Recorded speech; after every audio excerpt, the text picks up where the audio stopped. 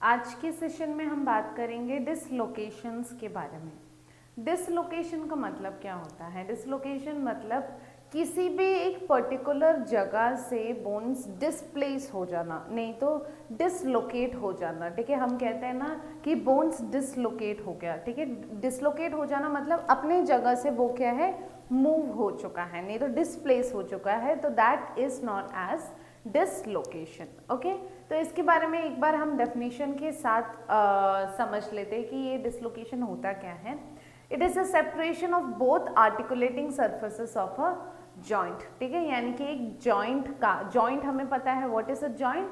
Joint मतलब जहां पे दो बोन्स आके जुड़ रही है। ठीक है, तो that point is known as a joint. Okay, तो जहाँ पे जॉइंट, एक पर्टिकुलर जॉइंट पे जो दो बोन्स आके जुड़ रही है, उनके जो आर्टिकुलेटिंग सरफेसेस है, आर्टिकुलेटिंग सरफेसेस मतलब जॉइनिंग सरफेसेस, जैसे कि अगर ये एक बोन है और ये एक दूसरा बोन है, ठीक है, तो ये इसमें जुड़ता है, राइट। तो ये इसका आर्टिकुलेटिंग सरफेस हो गया और ये इसका आर्टिकुलेटिंग सरफेस हो गया, और दोनों यहाँ पे क्या है, आके जुड़ रही है, that is they are making a joint. ठीक है, एक जॉइंट फॉर्म कर रहा है। ठीक है, तो नॉर्मल अलाइनमेंट इसका ऐसा है। ठीक है, लेकिन ड्यू टू एनी फैक्टर्स और एनी कोर्सेस इसका जो अलाइनमेंट है, नहीं तो ये जो प्लेस है वो चेंज हो जाए। ठीक है, ये कुछ इस तरीके से हो जाए या फिर इस तरीके से हो जाए। ठीक है, यानी कि ये यहाँ से मूव हो जाए, ये यहाँ पे अलाइन होने की जगह ये यहाँ से मूव हो जाए। ठीक है,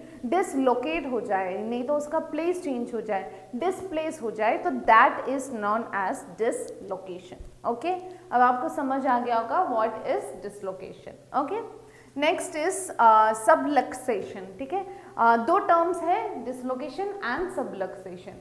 सबलक्सेशन का मतलब होता है दिस इज इनकम्प्लीट और पार्शियल डिसलोकेशन। ठीक है, डिसलोकेशन हो रहा है लेकिन कंप्लीटली नहीं, देयर इज सम पार्ट जो अभी भी क्या है, उससे जुड़ा हुआ है, नहीं तो टच्ड है। ठीक है, तो that is known as subluxation. Okay, तो डिसलोकेशन में क्या हो रहा है, there is a separation of the articulating areas of a joint, but subluxation में क्या हो रहा है, पार्शियल या फिर इनकम्प्लीट डिस्प्लेसमेंट हो रहा है। ठीक है, यानी कि यहाँ से डिस्प्लेस तो हो गया, डिस्प्लेस मतलब ये यहाँ पे अब जुड़ा नहीं है, इसका जो अलाइनमेंट है वो चेंज हो गया। ठीक है, लेकिन सबलक्सेशन में क्या हुआ है, अलाइनमेंट तो चेंज हुआ है लेकिन अभी भी ये क्या है, उससे जुड़ा हुआ है, यानी कि कुछ इस तरीके से ये यहाँ पे जुड़ा भी हुआ है लेकिन उसका अलाइनमेंट भी चेंज हो गया। ठीक है, तो that is partial or incomplete dislocation which is called as subluxation.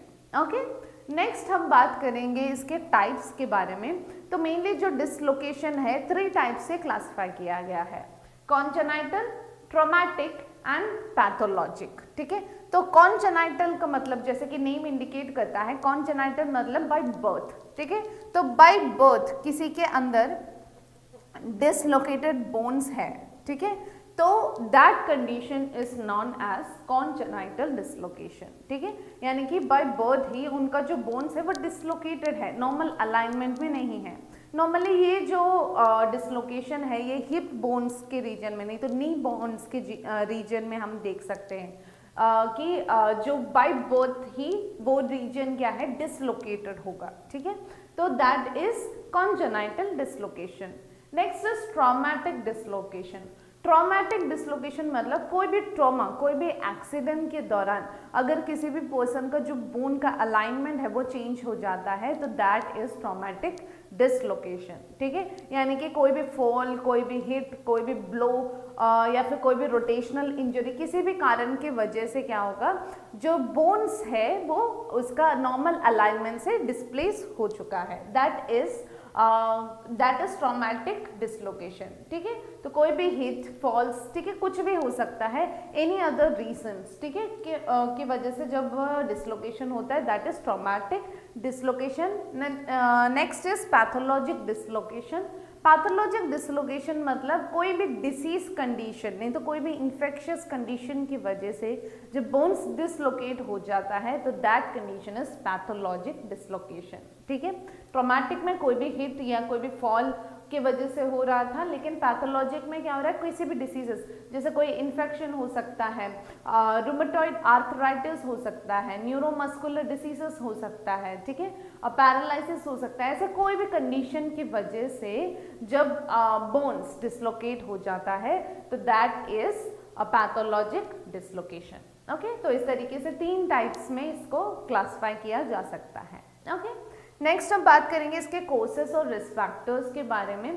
तो मेन जो कोज है डिसलोकेशन का दैट इज स्पोर्ट्स, ठीक है, कोई भी स्पोर्ट्स एक्टिविटीज में जब हम इन्वॉल्व होते हैं, जैसे कोई कॉन्टैक्ट स्पोर्ट्स जिसमें क्या है जो प्लेयर्स हैं उनके बीच में एक फिजिकल कॉन्टैक्ट है, ठीक है, वो लोग टच हो रहे हैं, और उस टाइम पे क्या है कभी किसी ने धक्का दे दी, नहीं तो किसी ने मुक्का मार दिया, कुछ भी, ठीक है, कोई भी धक्का मुक्की के बीच में क्या है कोई पर्सन गिर जाता है और उसकी वजह से, उस एक फॉल की वजह से डिसलोकेशन हो जाना, ठीक है। तो कोई भी कॉन्टैक्ट स्पोर्ट्स जैसे कि फुटबॉल, हॉकी, ठीक है, ऐसे किसी स्पोर्ट्स की वजह से डिसलोकेशन हो सकता है, या फिर अदर स्पोर्ट्स जिसमें गिरने का चांस ज़्यादा है, ठीक है, जैसे कि डाउन हिल स्काइंग हो सकता है, जिम्नास्टिक हो सकता है, वॉलीबॉल हो सकता है। ऐसे स्पोर्ट्स में क्या होता है गिरने का जो चांसेस हैं वो बहुत हाई है, यानी कि हम लोग ज़्यादा रिस्क में आते हैं फॉल होने के, ठीक है, गिरने के, राइट। तो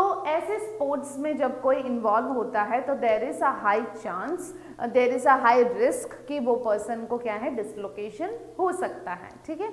अदर देन दैट कोई भी फॉल अगर कोई एक्सपीरियंस करता है नॉर्मली, अगर घर पे भी हो कहीं पानी पड़ा हुआ है तो उससे पैर फिसल के गिर जाते हैं, नहीं तो कोई तेल पड़ा हुआ है, कोई फूड पैकेट्स पड़े हुए, या फिर किसी भी चीज़ से हम क्या है स्लिप होके गिर जाते हैं, ठीक है, नहीं तो पैर स्लिप होके गिर जाना, ठीक है, सीढ़ियों से उतरते वक्त गिर जाना। तो किसी भी कारणवश जब हम फॉल होते हैं तब भी क्या है हमें डिसलोकेशन हो सकता है, ठीक है। तो any other experiencing a fall, ठीक है, any other fall can also lead to dislocation, ठीक है। Next is motor vehicle accidents, ठीक है, कोई भी एक्सीडेंट्स के दौरान भी क्या है उस प्रेशर की वजह से, नहीं तो उस हिट की वजह से बोन्स डिसलोकेट हो सकता है। Okay, now lastly people born with looser ligaments, ठीक है, ऐसे टाइप ऑफ पीपल जिनके लिगामेंट्स जो है बट बर्थ ही बहुत ज़्यादा लूज है, नहीं तो बहुत ज़्यादा वीक है। लिगामेंट्स हमें पता है क्या होता है, लिगामेंट्स वो जॉइंट होते हैं जो बोन्स और बोन्स को आपस में जोड़ के रखते हैं, ठीक है, यानी कि लिगामेंट्स की मदद से ही दो बोन्स आपस में जुड़े होते हैं, ठीक है। तो बाय एनी चांस अगर उनके जो लिगामेंट्स है वो लूज है, नहीं तो वीक है, तो बोन्स के आपस का जो जोड़ है वो भी क्या है वीक हो जाएगा, ठीक है। तो लूज लिगामेंट्स की वजह से भी क्या है बोन्स डिसलोकेट हो सकता है, यानी कि अपने नॉर्मल अलाइनमेंट से वो थोड़ा सा चेंज हो सकता है। ओके, नेक्स्ट हम डील करेंगे इसके क्लिनिकल मैनिफेस्टेशन, यानी कि क्या क्या साइन एंड सिम्टम्स हम देख सकते हैं। तो नॉर्मली जब बोन्स डिसलोकेट हो जाता है तो हमें सबसे पहले क्या देखने को मिलेगा, पेन, ठीक है, उस पर्टिकुलर रीजन में बहुत ज़्यादा पेन होगा, क्योंकि वो जो नॉर्मल अलाइनमेंट है वहाँ से थोड़ा सा चेंज हो गया। अब वहाँ पे स्लाइट मूवमेंट करने में भी हमें बहुत ज़्यादा क्या है पेन देखने को मिलेगा, साथ ही साथ उस रीजन में टेंडरनेस होगा, यानी कि टच करने में भी वहाँ पे क्या है पेन हमें फील होगा, ठीक है। उसके अलावा स्वेलिंग देख सकते हैं, ठीक है, सूजन देख सकते हैं, edema, there will be a edema, अगर उसको हम किसी कपड़े से अगर बांध देते हैं तब भी क्या है वहाँ पे बहुत ज़्यादा एडिमा हो जाता है, ठीक है। नेक्स्ट इज नमनेस और टिंगलिंग फीलिंग, ठीक है, एक नमनेस होगा वहाँ पे, there will be a loss of sensation, उस पर्टिकुलर रीजन में एक नमनेस होगा एज वेल एज एक टिंगलिंग सेंसेशन होगा, ठीक है। नेक्स्ट इज लिमिटेड मूवमेंट और लॉस ऑफ नॉर्मल मोबिलिटी, ठीक है, यानी कि जैसे मैंने स्टार्टिंग में बोला पेन की वजह से भी क्या है हम स्लाइट मूवमेंट भी अगर करेंगे तब भी वहाँ पे बहुत ज़्यादा क्या है पेन फील होगा, ठीक है। तो पेन की वजह से there will be a loss of normal mobility, ठीक है, हम अच्छे से मूव नहीं कर पाएंगे, ठीक है। नेक्स्ट इज विजिबल डिफॉर्मिटी, यानी कि जैसे कि शोल्डर डिसलोकेशन वगैरह हो जाता है तो उसमें हमें क्या है बाहर से देखने में ही पता चलेगा कि एक डिफॉर्मिटी है, डिसलोकेशन है, ठीक है, बोन्स अपने नॉर्मल अलाइनमेंट में नहीं है, ये हम बाहर से देख के ही हमें समझ में आता है। तो there will be a visible deformity as well, ठीक है। तो डिसलोकेशन का मेन जो साइन एंड सिम्टम्स है ये इतना है, ठीक है। अदर देन दैट डिसलोकेशन की वजह से अगर कोई मसल्स टीयर हो जाता है, कोई नर्व्स टीयर हो जाता है, तो there can be other symptoms as well, but सिर्फ और सिर्फ अगर डिसलोकेशन हुआ है तो मेनली ये सिम्टम्स हम देख सकते हैं, okay. Next is diagnostic test. तो मेनली हमें ज़्यादा टेस्ट करने की ज़रूरत नहीं होती, सिम्टम्स से हमें पता चलता है, history taking and physical examination. History taking से हमें पता चलता है कि कोई भी ऐसा रीज़न था कि नहीं जिसकी वजह से एक डिसलोकेशन या फिर फ्रैक्चर हो सकता है, ठीक है। तो रीज़न के बारे में पता लगा सकते हैं हम history taking and physical examination में। हम क्या है, जो कॉमन साइन एंड सिम्टम्स है वो प्रेजेंट है कि नहीं वो हम चेक करेंगे, ठीक है। तो physical history taking and physical examination के अलावा हम एक्सरे करा सकते हैं। एक्सरे में क्या है, हमें पता चलेगा कि डिसलोकेशन प्रेजेंट है कि नहीं, और अगर प्रेजेंट है तो कौन से बोन में डिसलोकेशन है, ठीक है, उसके बारे में हम पता लगा सकते हैं इन एक्सरे, ठीक है।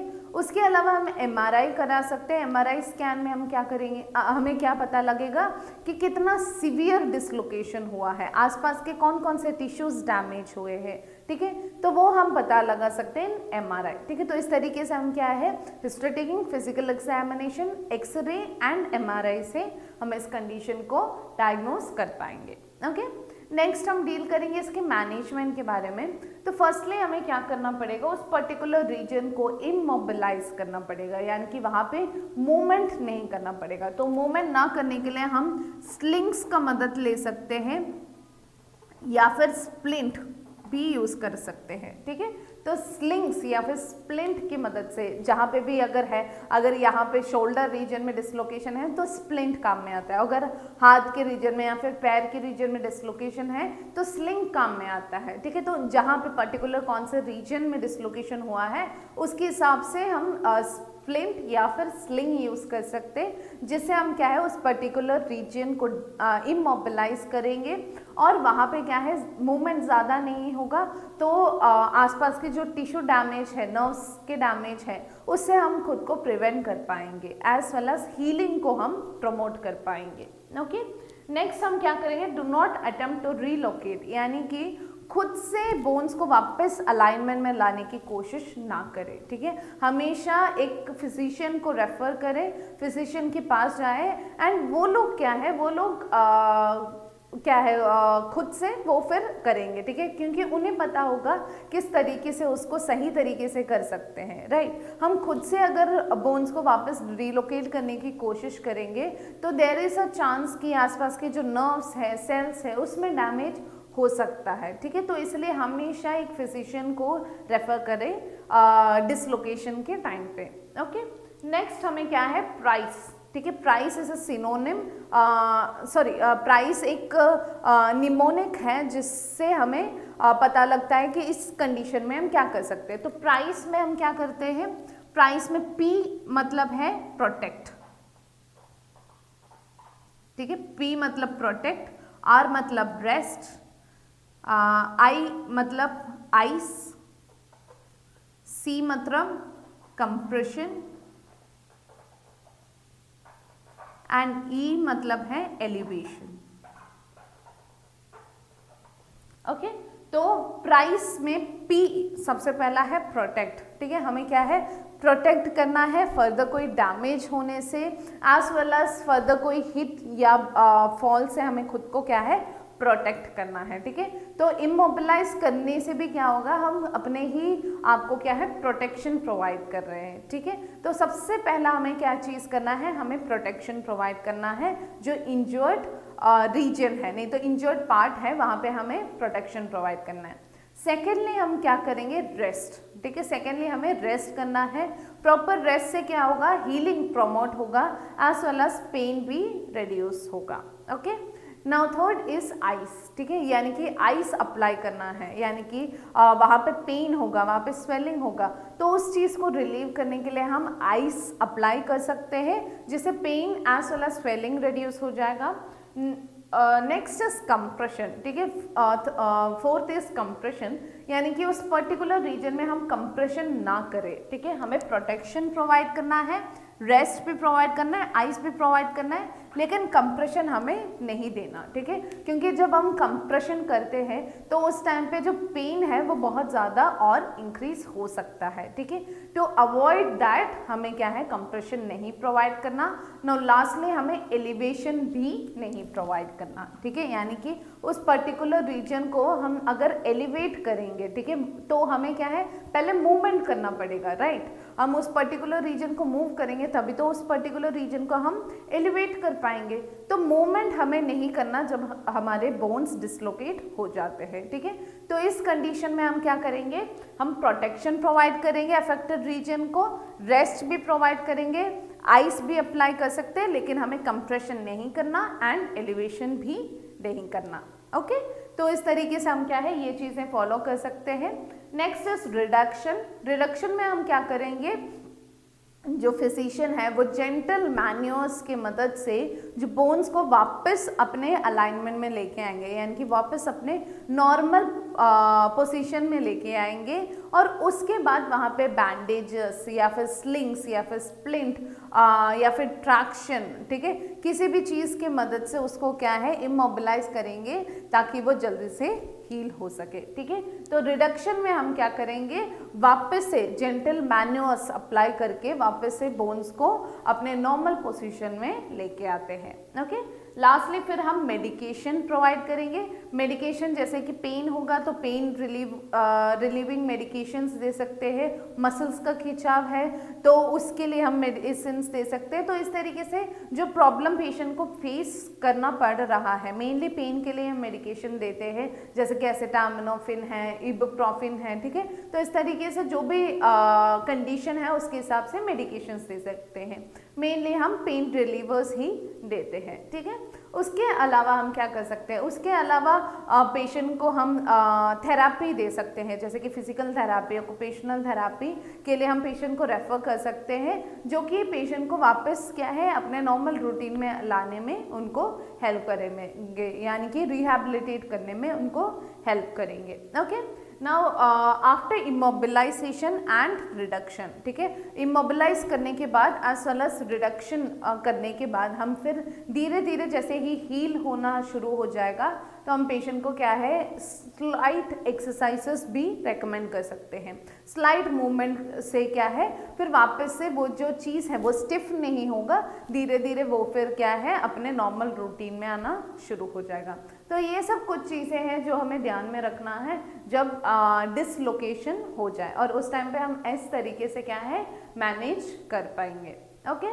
तो ये था आज का टॉपिक जिसमें हमने डील किया है डिसलोकेशन के बारे में। आई होप ये टॉपिक आपको समझ में आया होगा। आज के लिए बस इतना ही। अब हम नेक्स्ट वीडियो में एक न्यू टॉपिक के बारे में डील करेंगे। Thank you.